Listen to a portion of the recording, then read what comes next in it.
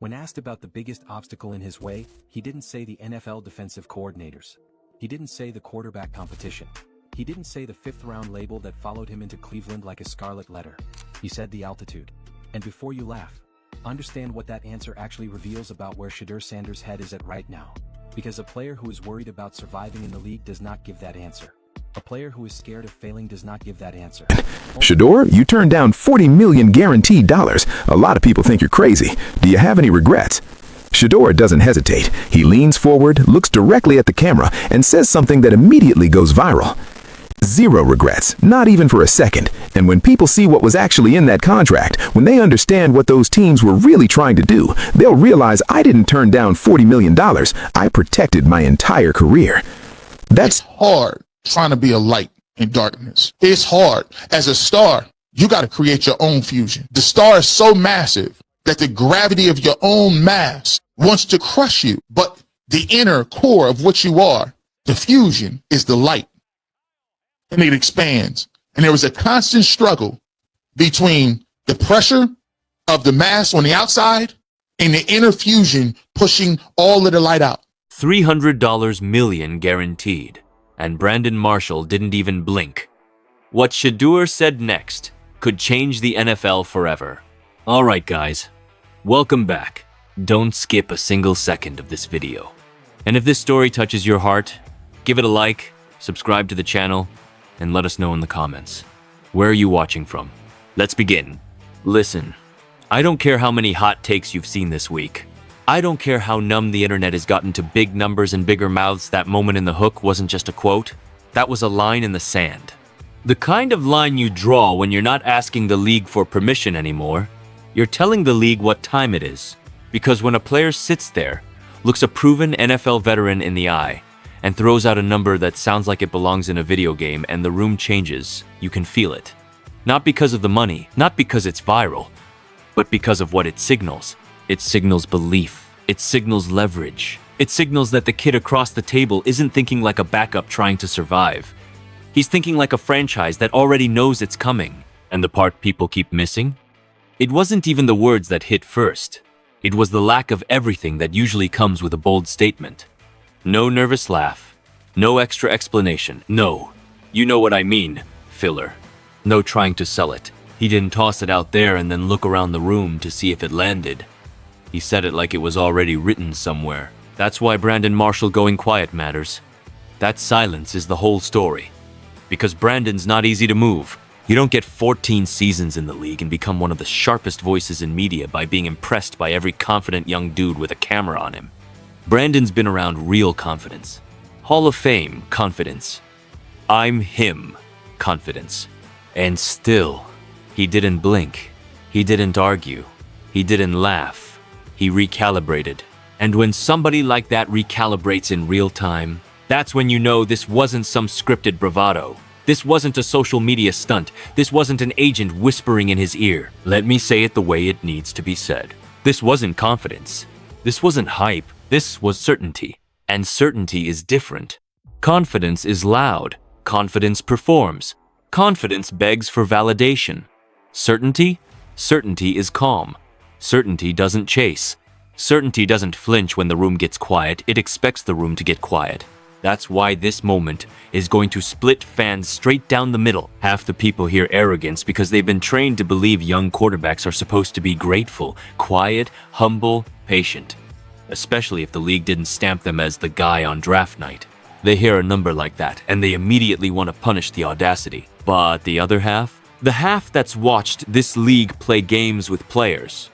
The half that's seen talent get labeled, boxed in, and treated like it should be thankful for scraps. They hear something else. They hear a player saying, "I'm not letting y'all define me." And if you've ever believed in a player before the league did, if you've ever watched your guy get doubted, downgraded, disrespected, talked about like he's a gimmick, this moment hit you different. Because it's not just about him. It's about what happens when a player refuses to enter the NFL on the NFL's terms. This is bigger than one quarterback. This is bigger than one interview. This is about power, about control, about who gets to define value in the NFL and when they're allowed to do it. And the craziest part? That hook was just the spark. Because once you understand what was really happening in that room, once you understand what that calm delivery actually means, you start realizing something real uncomfortable for the league. This story isn't building toward a question. It's building toward a collision. They slapped a fifth-round label on him and expected the story to end right there. Because that's how this league works. Fifth-round quarterbacks are supposed to be quiet. They're supposed to be grateful just to be in the building. They're supposed to carry clipboards, learn the system, and wait not for their chance, but for permission. Permission to speak, permission to believe, permission to matter. And the second you don't fit that script, the league starts acting uncomfortable. Here's the contradiction nobody wants to sit with. Draft position is supposed to predict reality, but football keeps exposing that lie over and over again. We've seen it before. Think Jalen Hurts. Think Dak Prescott. Think Brock Purdy. The league loves to tell you it knows what it's doing in April, and then spends the next 3 years correcting itself in silence. This situation is no different. Because once you move past the label and actually look at the on-field reality, the picture changes fast. Late season tape matters. Wins matter. Command of the offense matters. Poise when things aren't scripted matters. And when the opportunity finally came, not early, not cleanly, not without friction, the response wasn't panic. It was production. That's where the tension really starts. Because this wasn't a case of a quarterback being protected and eased in. This was a case of a quarterback waiting. Waiting behind depth chart decisions that never fully made football sense. Waiting through coaching hesitation that the locker room clearly felt. Waiting long enough that the NFLPA player vote didn't just whisper frustration, it screamed it. Lowest grade in the league doesn't happen by accident. That's players telling you, without names attached, that something was off. And players notice. Teammates notice. They always do. You don't get late season buy-in unless guys believe you're helping them win. You don't get quiet respect in a locker room unless your preparation shows up when the lights come on. And you don't get front offices suddenly re-evaluating unless the film forces their hand. But here's the part fans recognize immediately. Because we've lived it every year, the public conversation always lags behind the private one. Media voices hedge on TV, soften takes, say things like, "We'll see," and "small sample size." But behind closed doors, the language changes. Scouts stop dismissing. Executives stop laughing. Conversations shift from "can he play" to "how high is the ceiling." That gap between what's said publicly and what's discussed privately, that's where players get trapped. And that's where this story breaks the mold. Because instead of waiting for the league to close that gap for him, he closed it himself. The fifth-round label was supposed to shrink the timeline, lower expectations, limit leverage.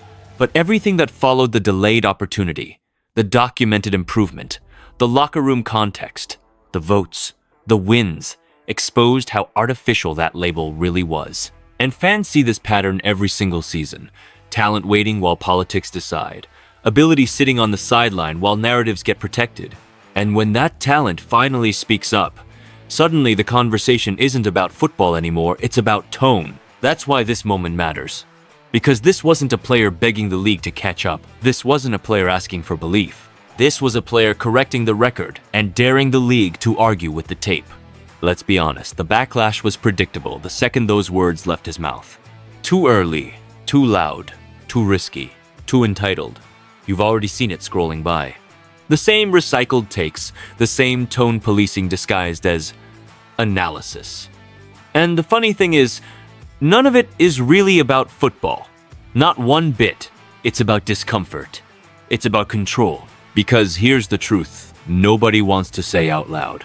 The NFL is perfectly fine with confidence, as long as it shows up on their schedule, as long as it's sanctioned, as long as it comes after the league has decided you're allowed to believe in yourself. So when a player jumps the line, when he speaks boldly before the league has finished stamping approval on his resume, that's when the knives come out. Ask yourself this, why does confidence suddenly become arrogance when it comes from a player without first-round protection? Why is belief called leadership for some guys and delusion for others? Who actually decides when a quarterback has earned the right to talk like a franchise cornerstone? That's the part critics never answer. Instead, they hide behind fear, injury risk, contract risk. What if something happens? Narratives that sound responsible on the surface, but always land the same way back on the player. Because the league loves the idea of risk, as long as the player absorbs it. The NFL profits off violent collisions, short careers, and disposable contracts, then turns around and tells players to humble themselves when they try to protect their future. Think about how backwards that is. We praise toughness. We praise playing through pain. We praise putting it all on the line for the shield. But the moment a player says, "I'm not gambling my entire career on your timeline," suddenly, he's selfish. Suddenly, he needs to slow down. Suddenly, he's doing too much. No, he's doing exactly what the system never wants players to do. He's asserting leverage early, and that's what really scares people. Because confidence isn't the problem. The timing is. He didn't wait for a breakout season to talk like this. He didn't wait for unanimous media praise. He didn't wait for the league to pat him on the head and say, "Okay, now you can speak." He spoke anyway. That forces a question the league hates answering. If this confidence turns out to be justified, then who was wrong all along? The scouts? The evaluators? The narratives built on draft slots and politics instead of tape? That's why critics rush to shut it down early. Because if they wait, and he proves it on the field, it's too late. The conversation flips from, "He should be quieter," to, "Why didn't we listen sooner?" And look, nobody's saying belief guarantees results. Football doesn't work like that. But belief this strong, this calm, this unapologetic, that doesn't come from fantasy. That comes from preparation. From knowing what conversations have already happened behind closed doors. So yeah, people are uncomfortable. Because this isn't the kind of confidence they're used to controlling. This isn't loud for attention.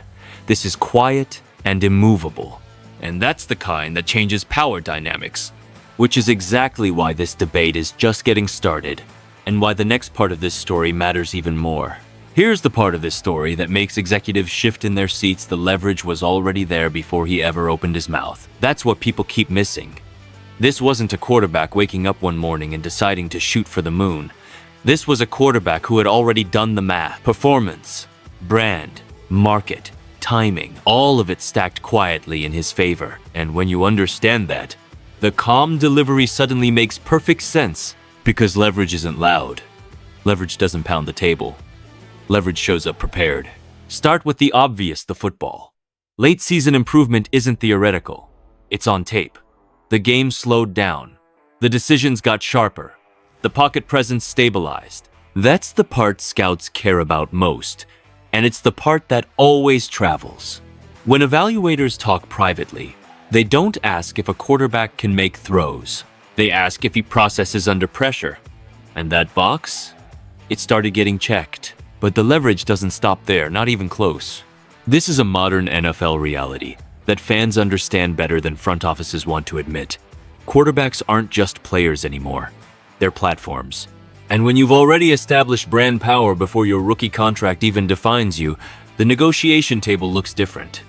Endorsements aren't vanity, they're proof of market value. They're evidence that organizations aren't just signing a quarterback, they're buying into relevance. And then there are the alternatives. The part that makes teams uncomfortable because it breaks the illusion of control. When a player has real options, global ones, commercial ones, the leverage shifts instantly. Suddenly, the league isn't the only door in the building. And the moment that happens, every conversation changes. You're no longer negotiating from need. You're negotiating from choice. That's why the delivery mattered so much. Because calm doesn't come from arrogance. Calm comes from certainty built over time. From having the conversations already. From knowing the numbers didn't come out of thin air, they came out of rooms fans never see. This wasn't a soundbite. It was a summary. And here's where the football connection becomes impossible to ignore. That same calm you saw in that interview, that's the same calm you need standing in a collapsing pocket. Same mental wiring. Same internal clock. Same ability to process chaos without letting it touch your voice, your eyes, your mechanics. Quarterbacks don't suddenly learn that under pressure. They either have it or they don't. We've seen this before. The ones who can speak with certainty in front of cameras are usually the same ones who don't panic on 3rd and long with the game on the line. Pressure is pressure, whether it's a linebacker or a microphone. And the way someone handles one usually tells you everything about how they handle the other. That's why this chapter matters more than the backlash. Because once you see the leverage clearly performance, brand, alternatives, preparation, the story stops being controversial and starts being logical. This wasn't a negotiation tactic. It was a public declaration. This is the moment where everything shifts, not loudly, not all at once, but permanently. Because the NFL doesn't change when a contract gets signed. It changes when an idea takes root. And moments like this, they plant ideas that don't go away. Front offices notice. Agents notice. Young quarterbacks notice. Even the veterans notice. A line gets remembered, referenced, quietly brought up in rooms fans never see. And from that point forward, the floor is different. That's how this ripples. You won't see it on the ticker tomorrow, but weeks from now, during negotiations, somebody's agent is going to lean back and say, well, we all saw what he said. Teams are going to start recalculating risk. Narratives are going to adjust. Because once a player publicly defines his own value with this level of conviction, it forces the league to respond even if they don't want to admit it. And that's why this isn't about guaranteeing outcomes. Nobody's crowning careers here. Football doesn't hand out futures. It demands them. But belief like this, belief this measured, this calm, this grounded in preparation, that changes how pressure works. Fans get this part instinctively. We don't follow players just because of box scores. Stats fade, conviction sticks. We follow the ones who stand on something before it's popular, the ones who speak their truth before it's safe, the ones who believe early not because it's easy, but because it's honest. And that belief cuts both ways. Some people will say it creates pressure, that you're putting too much on your own shoulders, that you're giving critics ammo. But here's the flip side. Nobody talks about sometimes belief doesn't add pressure. Sometimes it removes it. Sometimes saying it out loud frees you.